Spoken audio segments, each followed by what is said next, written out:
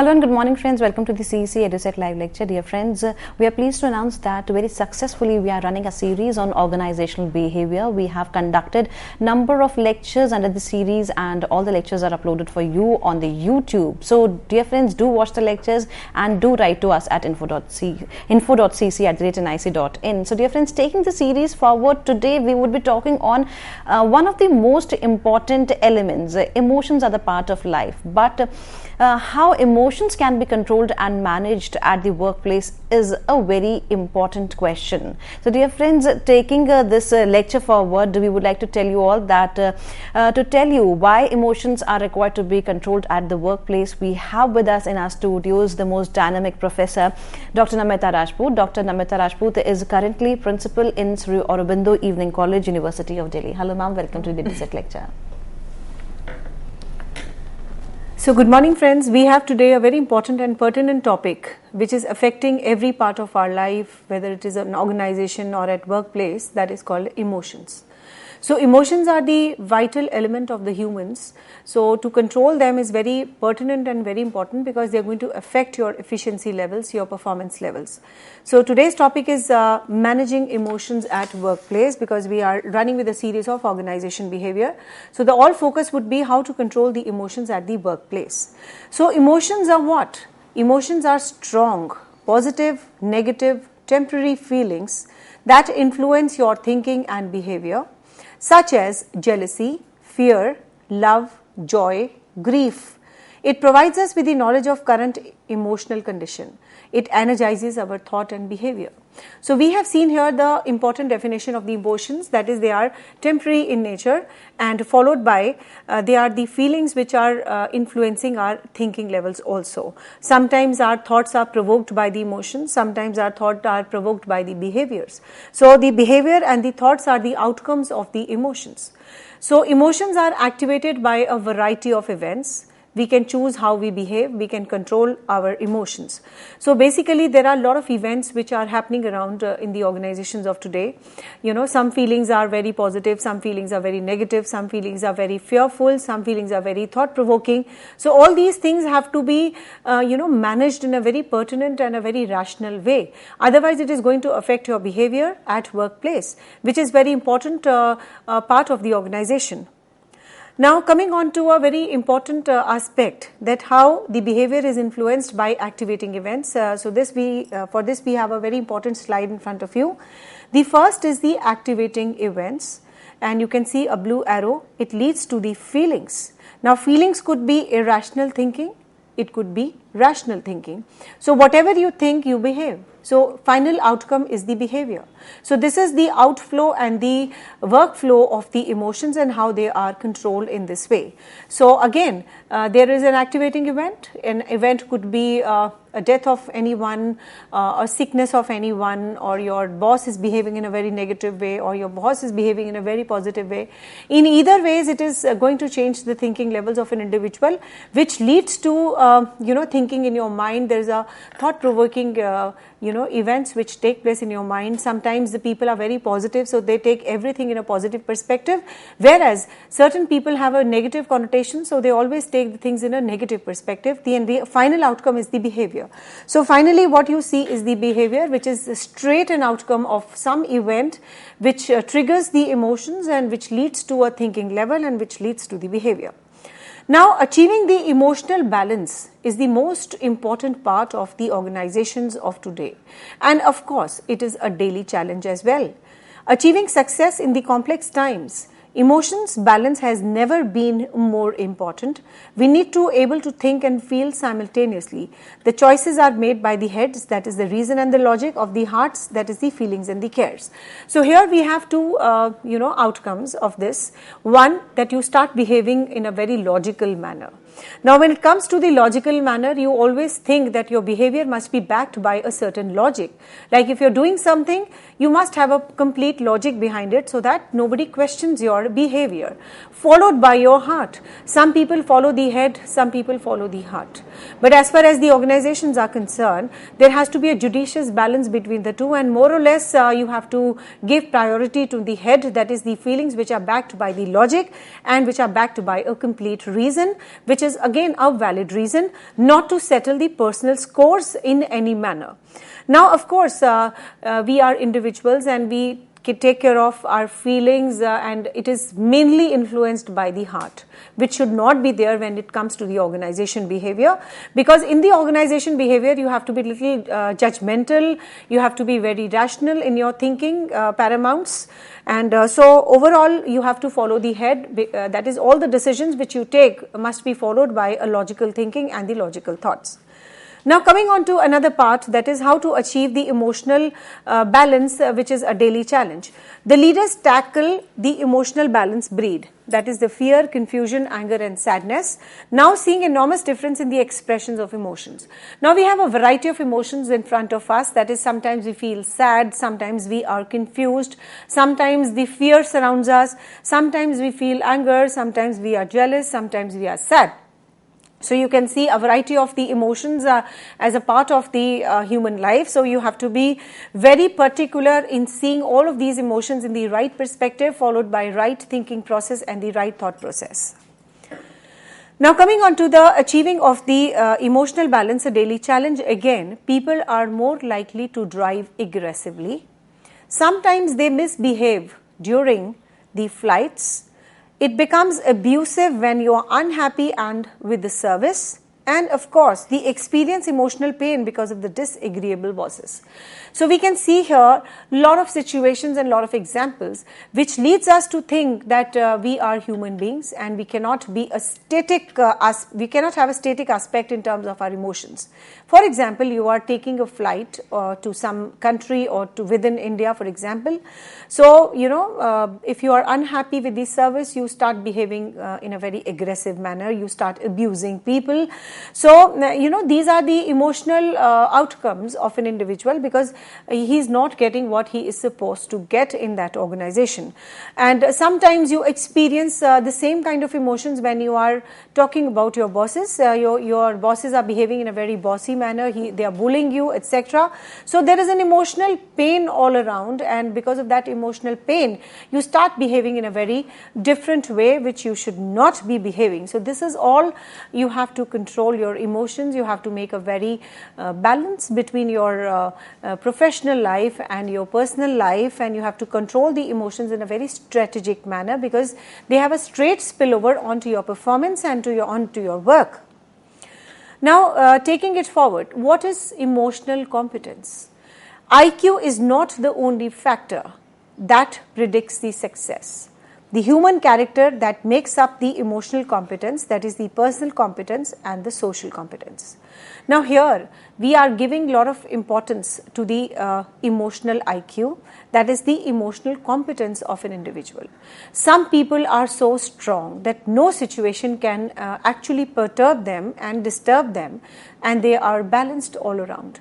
But yes, there are certain people who are very weak at heart, they are weak in their personality, so their IQ level is different, and it's not that IQ level is tantamounting to any kind of a predicting of the success.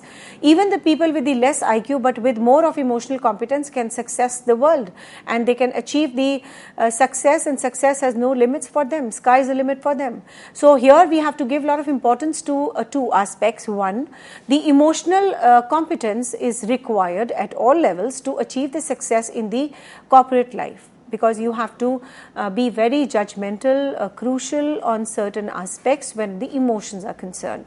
Secondly, the IQ of an individual is not the only factor which predicts the success, and for that matter, the emotional competence is most important to control the events in the organization. Then coming on to the emotional competence is of two types. One, personal competence, and two, the social competence. Some people are so strong that they are able to counter any kind of a situation. It is called as the personal competence. And when it comes to a social competence, it is in relation to the societal aspects. So both these aspects are very important, and the competence in terms of the emotions is the most important requirement for an individual to achieve the success. Now coming on to these in detail, that is the first one which we discussed is the personal competence. Personal competence refers to the competencies that determine how we manage ourselves. Competencies in this category include recognizing one's emotions and their effects. Number 2, keeping disruptive emotions and impulses in check. 3, maintaining the standards of honesty and integrity. So here there are certain crucial points which are highlighted in this aspect. That is, the personal competence is how the individual controls the emotions. Number 1, you have to keep a constant check on what you do, how you behave, and definitely anything which is under check, which is under a thermometer, will always be under control. Then you have to, keep your bad emotions, your disruptive emotions, your impulses in a complete check and balance situation. Then of course you have to maintain certain standards and integrity, which is an automatic checker onto your emotional imbalances. Now coming on to the second aspect, that is the social competence. Social competence refers to the competencies that determine how we handle the relationships, that is in terms of the societal aspects. Competencies in this category include sensing others' feelings and perspective, listening openly and sending convincing messages, negotiating and resolving disagreements. So here we have to be very particular as far as the relationship of you and the society is concerned. That is, you have to sense how the people are thinking, what are their perspective, and you have to openly listen to what they think and how do they behave, and of course you have to negotiate to some extent to solve all the issues they have in terms of the emotions, etc. Now, basically, when you talk about the emotional competence, IQ tends to be little stable of an individual, but emotional competence is learnable and tends to increase throughout your lifespan. So here there are two very important issues which are discussed here. That is, when you talk about the intelligent quotient of an individual, it is almost stable across your life. That is, it does not change, and more or less it is stable. And when it comes to the emotional competence is a learnable concept. The more you learn, the more you balanced and the more intelligent you are. So it has a positive relationship with your growths, with your energies, with your competitions, with your activities, with your events as far as the organization and the society is concerned. The more you learn, the more emotional competence you gain. So that is why we call it's a learnable concept. Now coming on to the emotional expression. These particular aspects which we are discussing today, they are very pertinent because we have to go into the deep of the organization behavior. So if you know all these aspects in deep and the insights of it, it is going to give a mileage to you to overall control the organization as a whole. So coming on to the emotional expression, the humans carry a large array of emotions over a lifetime. Emotional imbalances can be due to the learned inhibitions of certain emotions and overemphasis on the emotions of the others. That is, fixation of a single emotion. Now basically when you talk about the emotional expression, it is definitely there are a lot of emotions which we come across, and we have an array of emotions in our lifespan.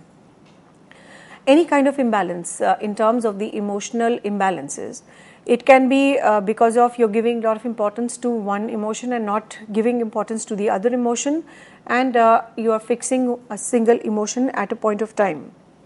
So you have to be very particular about all these issues. Now the emotional factor at work, you are a part and parcel of the organization. You have to work in the varied roles, in the varied aspects in the organization. So as a matter of fact, the emotions factor which is at workplace is a very crucial role in every organization. Why? Because many decision makers fail to understand the importance role of emotions at work. So here we are giving emphasis to the importance of the emotions, that anyone who does not take care of the emotions or emotional imbalance or emotional expressions, he can only see the failures in the organizational life. So you have to be very pertinent and particular about understanding of these emotions and of course working on them. Now traditional management training, it gives emphasis on doing business and is purely rational. Values only those things that can be arranged, analyzed and defined. Needs to do a business with meeting of minds and meeting of hearts. So basically there is a traditional management training. It gives emphasis on only doing business, that is, you have to do the business at any cost, and they have only one aspect which is called as a rational aspect, that is, we are here to do a business and our whole emphasis and attention is on doing the business in a very rational way. Then of course, the values, only those things that can be arranged, analyzed and defined. So when you talk about the traditional training methods or the traditional management training, no importance was given to the emotions and only the rational aspects were centralized and were given attention. That is, you have to do all those things which is going to give you a business, and only all the values which can be arranged, which are only analyzed and which could only be defined. So no importance and pertinent information was given as far as the emotions are concerned. But yes, when you are doing a business, there is a strong need to have a particular strategy and to counter the emotions to a large extent. That is, you have to meet the minds of the people and you have to meet the heart of the people, because there are only two ways with which the human beings think, that is the mind and the heart. So meeting of this mind and the heart is most important thing, and you feel at peace and you feel very happy when both the ends meet, that is the heart and the minds. Now today's firms realize the importance of controlling the emotions, the emotional expressions, and maintaining a relationship of employees and the customers. The compassion is the key to long-term success of the organization. Machines will never have the ability to reach out with the warmth through eye contact, physical touch and the words. So here we are very giving a lot of importance to the emotions at the workplace. Why? Because nowadays we are living in a very different situation, unlike your traditional setup. In the traditional setup, all the things which you used to do was very, very focused and only business-centric activities. I think no importance was given to the human beings, their emotions and how they feel, and they just had to do what they were supposed to do, because it is a rational thing and it is giving them the business. But now the way of working, the modus operandi, the comprehension, the convictions have changed over a long period of time, because here nowadays we give a lot of importance to the human beings, their emotions, their way of thinking, their convictions, etc. So we have to incorporate these things to a larger extent to make the strategies and make the organization work in this case, because nowadays we have an automated setup and machines cannot give you that warmth. So the warmth can only come with your love, with your affection, with your good words, with your good thoughts, with your physical contact, with your eye contact. So all these things are used in a very judicious manner to have a complete control over the emotions at the workplace, so that the people feel happy when they are working for the organization.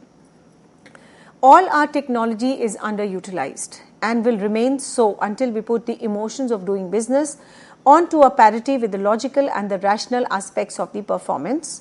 And of course, it is given by James George. So the James George, which is the Chief Executing Officer of the PAR group, which is of course a very dynamic and a very large group in the global context. So he also says that the success of the modern day organizations is when you give a lot of importance to the emotions at workplace, and of course the reasons and the logics are on one aspect and the emotions are on the other aspect. So you have to make a judicious trade-offs between them and make a judicious balance between them. There should not be any lopsided approach that is giving a lot of importance to only emotions and a lot of importance only to work. So midway has to be found out, a traditional trade-off has to be made, so that we are able to achieve the success in that organization. Now coming on to a very different aspect, that is the relationship strategies. Emotional undercurrents are present in almost every area of an organization. Most service organizations realize the need for a relationship strategy. That is a plan for establishing, building, maintaining quality relationship with the customers. So when you have to do the business, when you have to build the market penetration ratio, when you want to capture the market, you have to capture the hearts of the customers. and how you can capture the heart of the customers when you are into a strategy called a relationship strategy. The relationship strategy is customer centric, and where a lot of efforts are made to make a very good relationship with your customers, and you have to maintain a very good relationship, a quality relationship between them. So again, in this case, the lot of importance has to be given to the emotional aspects to make the relationship strategy a success. It is very essential also, that is the relationship strategy for achieving the success in today's marketplace. Frontline employees engage in emotional labor. Frequent contact with the public can be very, very stressful. Emotional labor is often more difficult to handle than the physical labor. So again, it gives a lot of importance to study the emotions of an individual, because it is easy to control the physical aspects, but it is difficult to control the labor which is influenced by the emotions. Now there are certain factors that affect our emotions. Let us do this in detail. Achieving greater emotional control starts with determining the source of emotional difficulties.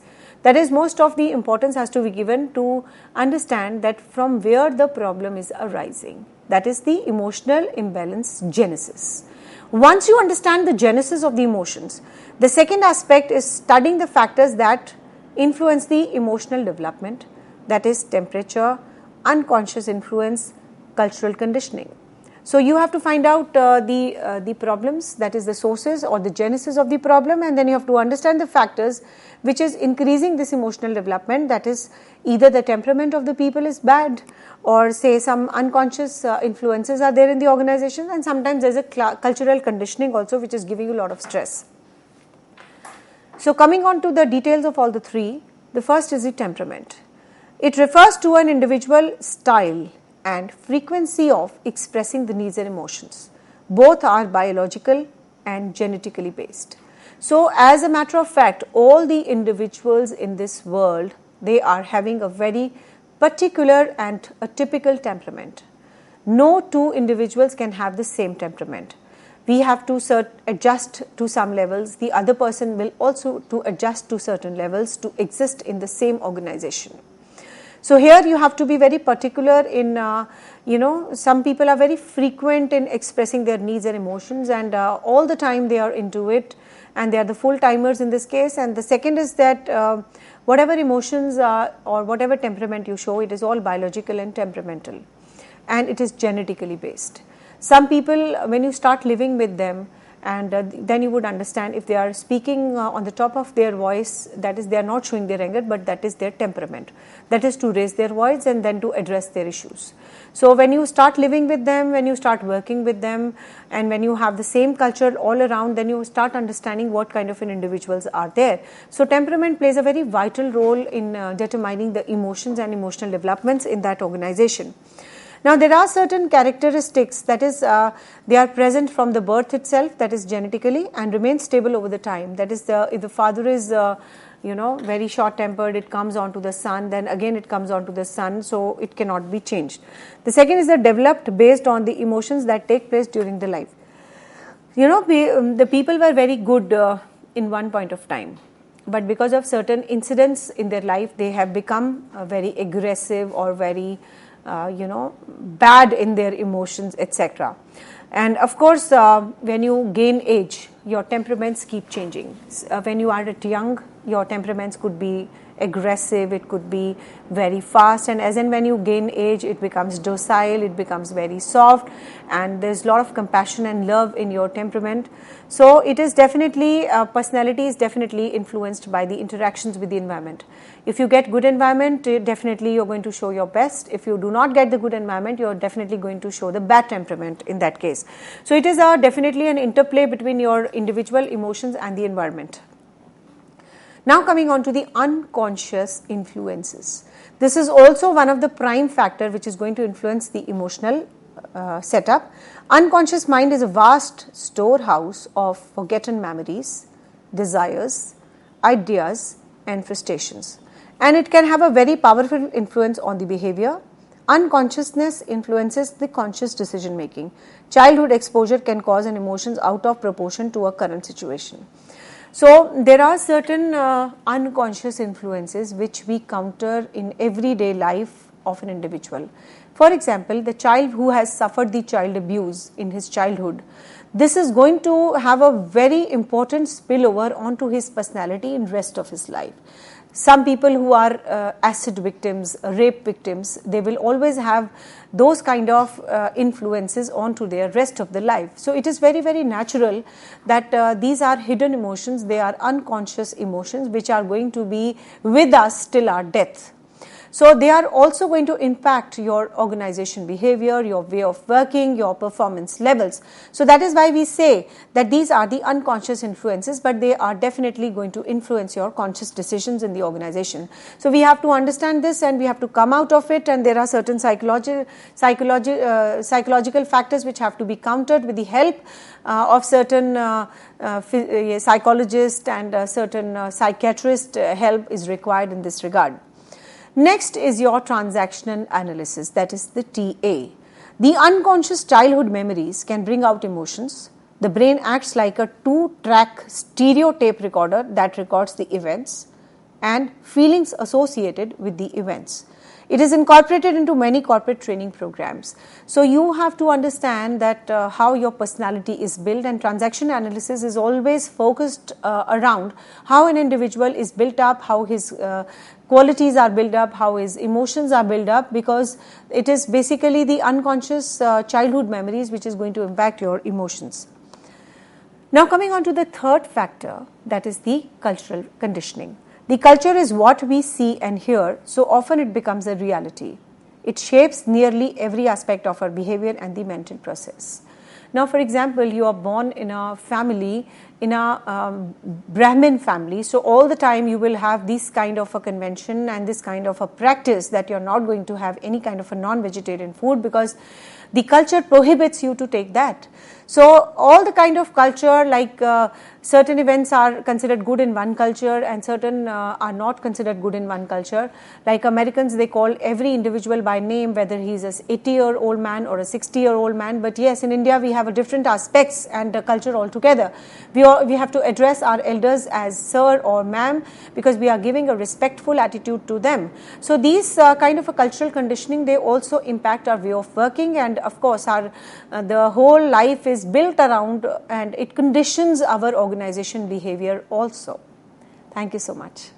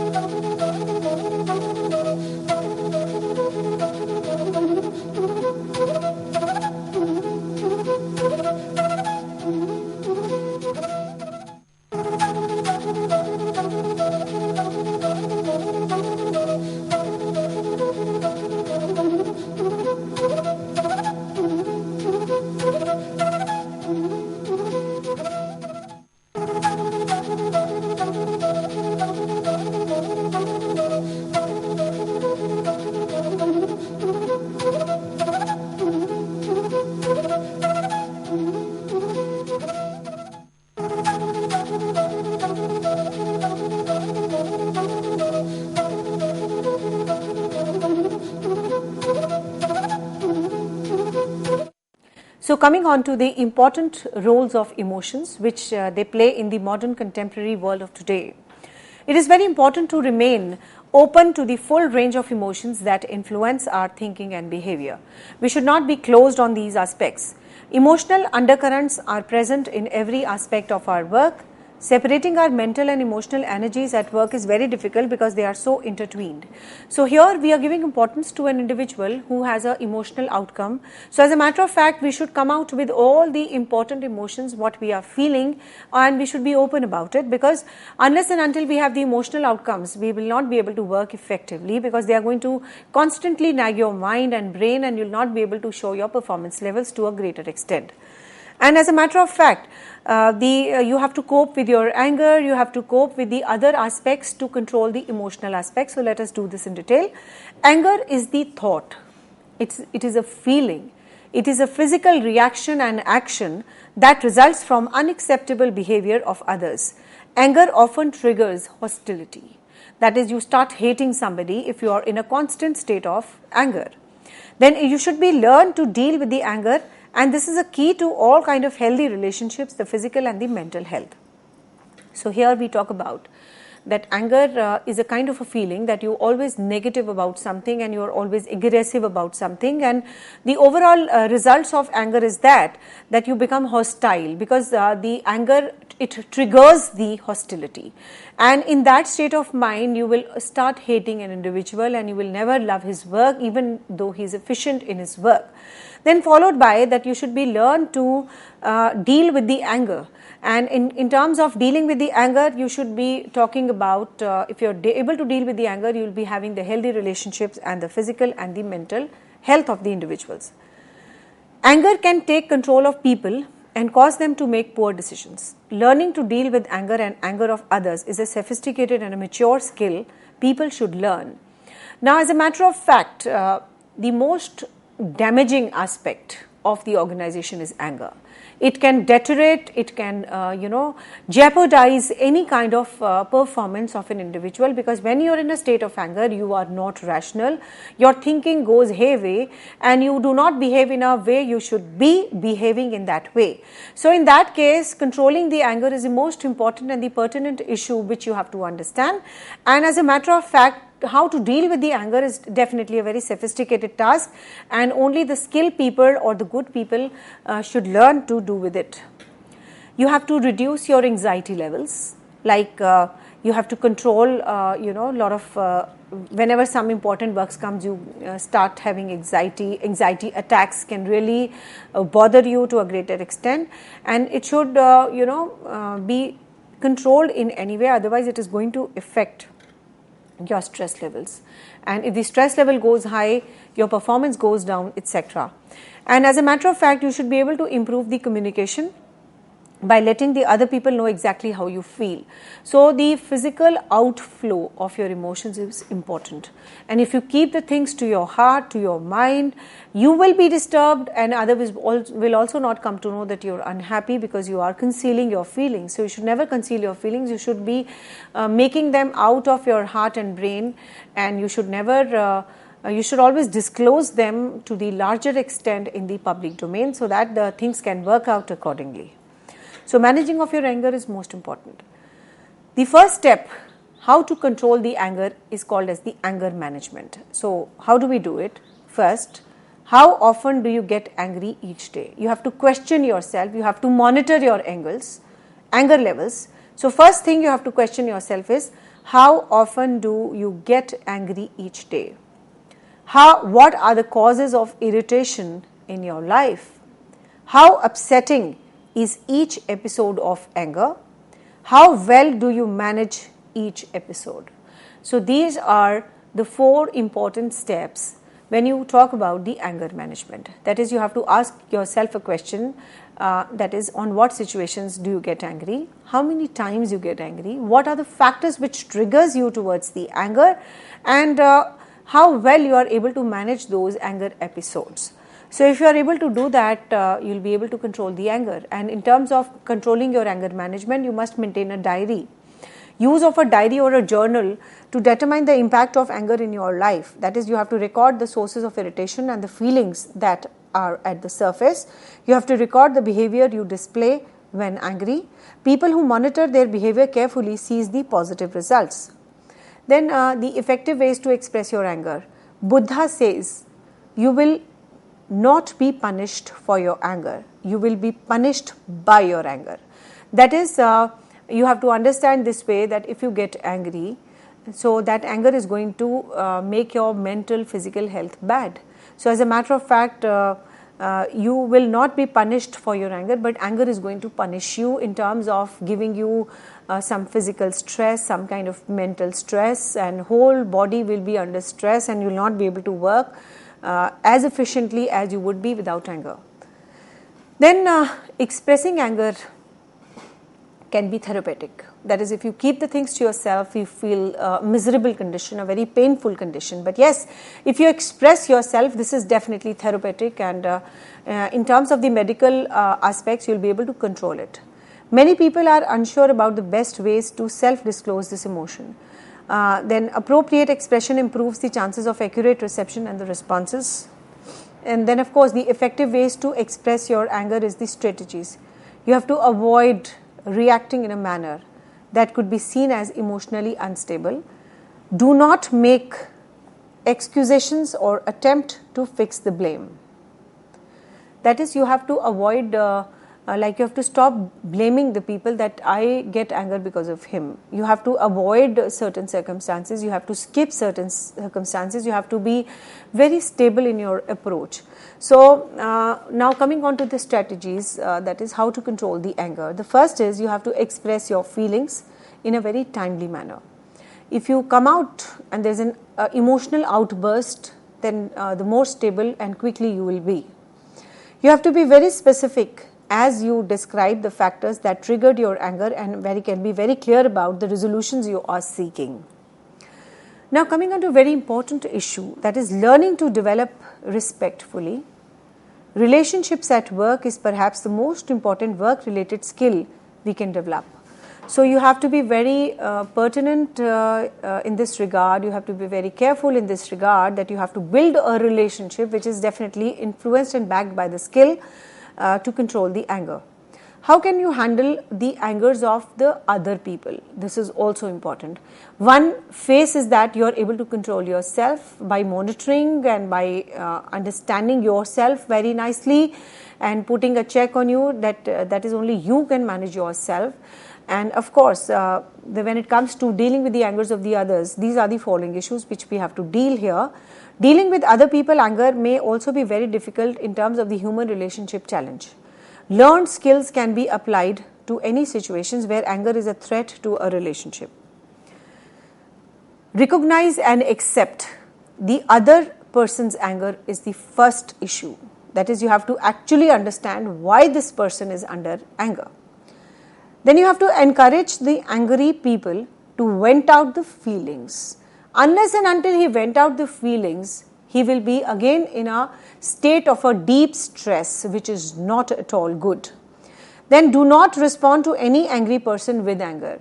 Then if somebody is angry, if you respond in the same way, the anger is going to increase. He will not be able to ventilate his feelings. So as a rational individual, as a good human being, you should never be answering them in the same way as he is telling you. That is, you have to be very compassionate in your behavior, the behavior which is full of love and affection to control the angers of the others. Because if it's a reciprocal in the same manner, nothing is going to be achieved and nothing is going to be successful as far as the emotions controllability is concerned.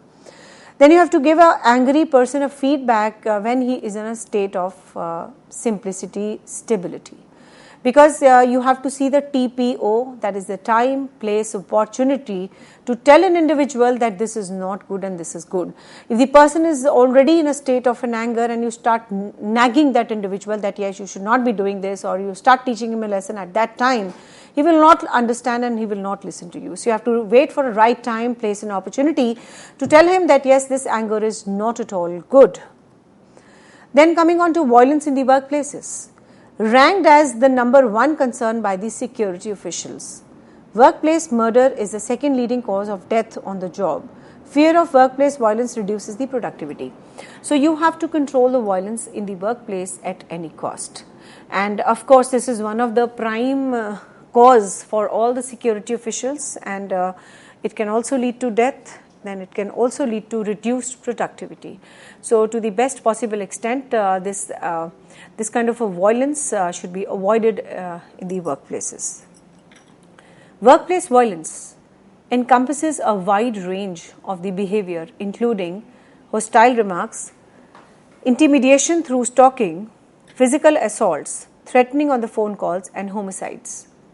So, there are certain range of activities which have to be under control and which are encompassed and enveloped under the word violence at workplace. That is, some people start stalking you on your social medias, some people start stalking you in your physical lives, in your emotional lives. They start intermediating you, they start disturbing you, they start calling you for no reasons. So, they threaten you on the phone calls. So, this is all the emotional imbalance which is taking place. It can be triggered by a loss of job, a conflict between employee and management. It can lead to a personal tragedy, abusive behavior by supervisors, rigid, autocratic, impersonal work environment. So, if the workplace violence continues, these are the negative outcomes. That is, you might lose your job. There is a conflict between the employer and employee relationships. It could be bad behavior from the supervisor, bad behavior from the employee as well, and all leads to autocratic environment, which is definitely not liked by the people at all. So, abusive behavior by the supervisors, it could be verbal and the physical threats, it could be lying, it could be sexual harassment. Employee sabotage. Employee sabotage is a problem throughout the corporates. Employee misconduct combined with an edge of revenge. Many employees act out of anger rather than discuss it. So, this is again, employee sabotage is the outcome of a emotional imbalance. That is, when the employee is stressed out, he is having an emotional imbalance, he is not able to control his emotions. So, what he is going to do? He is going to create a lot of problems for his company. He is going to do all kind of misconduct which is not required, and of course, when he is in a state of an anger, instead of discussing, he starts acting, and when he starts acting, he is going to spoil the image of the company. Employee sabotage may involve deliberate non-performance, financial fraud, slaughter, destruction of equipment, arson, and computer crimes. So, when an individual is in a negative state of mind and in a negative emotional imbalance, he is going to definitely sabotage the company. He is going to decrease his performance deliberately, and of course, he will also do the financial frauds, and of course, he will also indulge into any kind of a computer crimes, which is a cyber crime and is not required for an individual to go upon it. Sabotage is committed most oftenly by the employees who have unresolved grievances, want to advance by making others look less qualified, want to get even for a real and imagined mistreatment. So, here also we must infer from the circumstances that anyone who is unhappy at workplace, he is not getting his dues, he is not getting a desired behavior, his grievances are unsolved, unheard, and of course, he is mistreated at the workplace. So, he is definitely going to do any such activity which is not in the best interest of the company, which is not in the best interest of himself. Then you should prevent the workplace violence to a large extent. Use hiring procedure, then screen out unsuitable persons. Develop a strategy for dealing with incidents before they actually occur. If someone must be fired and laid off, do in such a way that it does not demoralize the employee. So, here we are inferring from this particular slide that as far as possible, we should prevent the workplace violence to a great extent. How we can do it? We can do it by making a strategy for shunting out the people who are unproductive, who are always full of anger, who are emotionally imbalanced in a very strategic way. That is, you start hiring the people rather than shunting them out, so that they start having a feeling that they are slowly being replaced. And of course, so you have to make them out of the organization, but in a way which is not going to demoralize them in any case. Then you have to provide out placement services for laid off and terminated employees. Like if you're unhappy with an individual, you take a decision to turn him out, then of course you should try and make his alternative as far as his employment conditions are concerned, and you must give him those help and conditions. Then you have to establish a very systematic way to deal with the disgruntled employees. They have to provide supervisors and managers with training, with help, and then prevent the workplace violence and deal effectively with them. So you have to be very cautious in your approach, because you are dealing with the human minds, you are dealing with the labor, and of course the labor who is unsatisfied, so they can damage you to a great possible extent. And as a matter of fact, whatever strategies you adopt, you have to be very rational, judgmental in your approach. You cannot be rude in your approach, you cannot be unplanned in your approach, because these things they take a lot of cost, and they can also create a chaotic situation. They can jeopardize your market reputation, etc., because these people are not good and no more the assets for the organization. So if they have to be out, they have to be out in a very strategic and very intelligent manner. Now coming on to the emotional styles. Emotional styles start taking shape before they were born and evolves over a period of many years. You are likely to display one of the 4 different emotional styles. Suppressing your emotions, that is, many learn to suppress their emotions. Even if you're unhappy, they will start suppressing them. They will not show it to the people. Some people develop the intellectual strategies to avoid dealing directly with emotional reactions. Mental and physical health problems can develop. So this is one way of emotional styles, that is, you are not expressing your emotions to the people, that is, you are keeping everything to yourself. So what is going to happen? It is going to hamper your health, it is going to take away all your peace of mind, and you might have the mental and the physical problems in that case.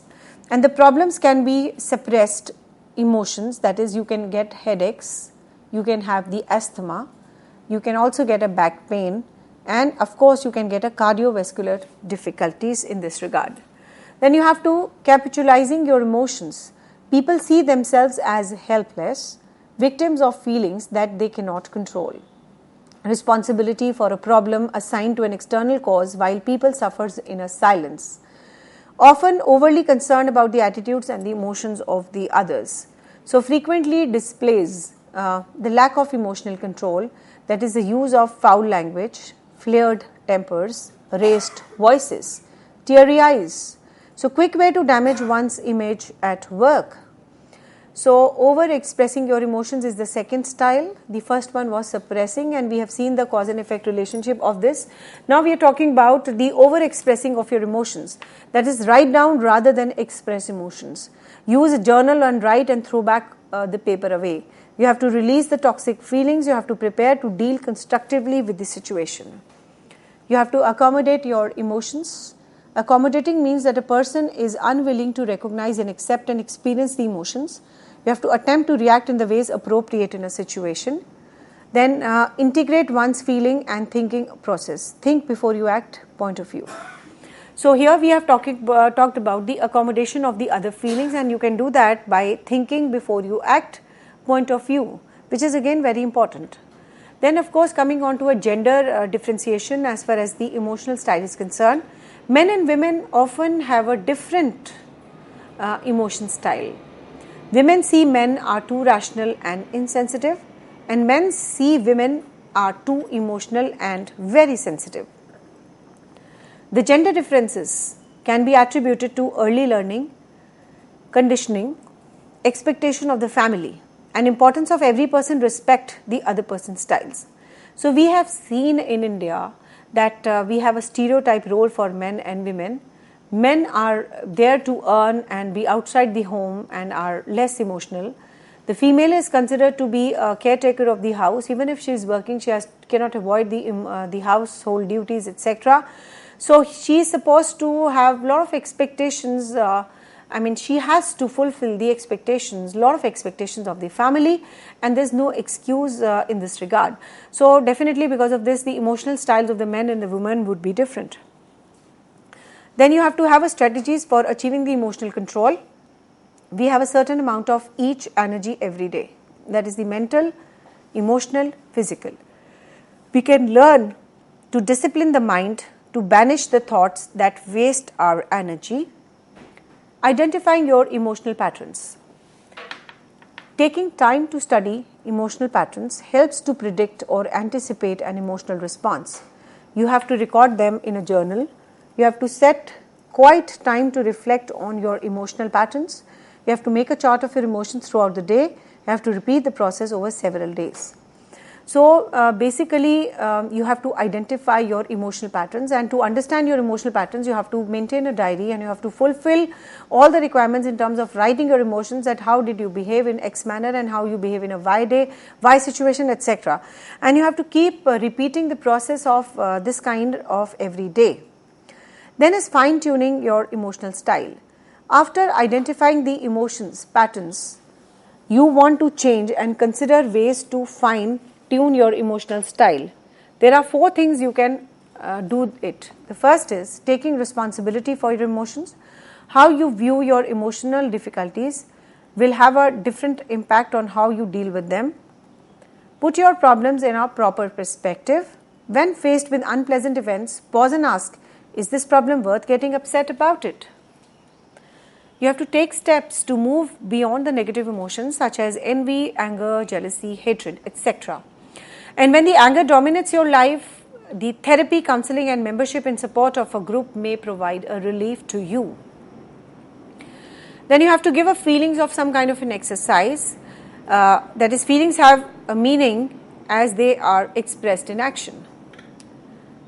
It's unfortunate that we are never really taught how to show emotions in ways that is going to help our relationships.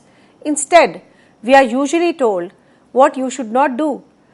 However, too little emotion can make our lives seem empty and boring, while too much of emotions poorly expressed fills our interpersonal lives with conflicts and grief.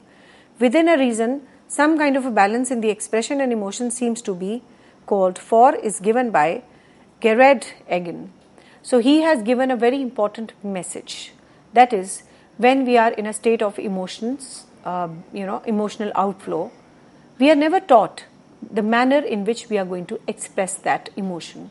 Similarly, sometimes we are so much poured with the emotions that it creates an interpersonal conflicts. So somewhere down the line, there has to be a judicious balance and a trade-off between your expression and of course the way you react. So there is a summary of the emotions we are coming on now to. Our emotions help us in coping with our environment. Emotions are the feelings that influence our thinking and behavior. Emotions undercurrents are present in every area of our actions. Our emotions developments are influenced by our temperament, unconscious mind, cultural conditioning, etc. All of these contribute to our emotional competence, and we learn to express anger and other emotions. Appropriate expressions of anger contributes to improved interpersonal relationships. It helps in reducing the anxiety of the people, and of course it gives an outlet for an unhealthy stress. We must learn to handle the other's anger also. That is increasing in the workplace every now and then in the recent years. So the steps must be taken to curb the violent employee expression. So here we have to understand, to achieve the emotional balance, we start with an examination of our own emotional styles, that is suppressing, capitalizing, over-expressing and accommodating expression. These are the 4 type of emotional styles which we are talking about, and of course each individual has a different way to counter these kind of situations in their own way. Emotional control is an important dimension of an emotional style. Begin developing emotional control by identifying your current emotional patterns. That is, you have to maintain a diary, etc., to understand the way you're behaving. The process of self-examination can also help to find out the ways to fine-tune your emotional style. So overall, we have learned today what emotions are, how they can counter it, what is the importance of emotion, how we can build up these strategies to counter emotions, what are the anger management strategies, and how we can play a very pertinent role in terms of becoming a good individual by controlling whatever we can talk about as far as the anger of the individual is concerned. So giving you a recap of what we did in today's lecture, the first aspect which we took today was a meaning of emotions. So emotions are the strong feelings, a negative feeling which an individual has, but it is temporary in nature, but yes, it is going to affect our performance levels. So they activate a variety of events, that is the emotions, and of course we start behaving in that particular manner. So either we are into a rational thinking or we are into a irrational thinking, and the final eventually is the behavior which we are shown. Then you have to be very particular about achieving the emotional balances. So how you can think, you have two ways of thinking, one by the heart and one by the mind. So in both cases you have to be very rational in your approach. You have to counter your fear, confusion, anger and the sadness. Now seeing enormous differences in the expressions of the differences. Some people are more aggressive, some people are less aggressive, some people behave very badly during the period of pain, some people are very docile, they start accepting what they are getting. So there is a varied variety of people and a varied variety of chances to counter these kind of situation. Then we came on to a concept of emotional competence. The emotional competence tells us that how successfully an individual is able to make up with the emotional aspects. Then of course the personal competence is very much required to recognize and counter these kind of bad situations, and similarly we have a individual competence and the social competence. The individual is the individual countering effect, and the societal so social competence is relating to the building of relationship with the people who are residing in a society. So the IQ of an individual is stable, whereas the emotional competence is a learnable concept which increases over and when you are gaining the age in this regard. So the emotions have to be controlled at the workplace where the heart and the minds meet. And sometimes the physical aspects are not important, but the eye contact, use of good words can give a lot of mileage to control your emotions. Then of course we came on to a relationship strategy, where that is the building good relationship with the customers. Even this is an outcome of a emotion. So as a matter of fact, you should keep on striving to achieve this kind of a relationship to the best possible extent. And the temperament, the unconscious influencing, the cultural conditioning, they influence our emotions to a great possible extent. So there is a childhood memories which are unconscious, so we should try to cope up with it.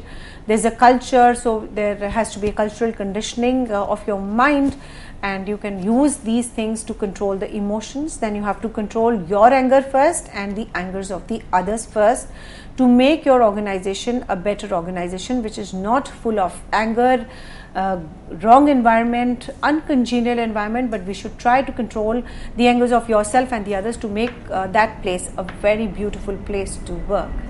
Thank you so much. With this note, thank you, ma'am. Thank you so very much for giving us a very, very precious session where we discovered how emotions can be controlled at the workplace, and we believe that it is key to the success. So dear friends, keep writing us and keep watching us at info.cec@nic.in. This is the email ID where you can contact us, and yes, the lecture is going to be uploaded on YouTube very soon for you. We would be meeting again. Till then, take care. Goodbye. Thank you, ma'am. Thank you once again.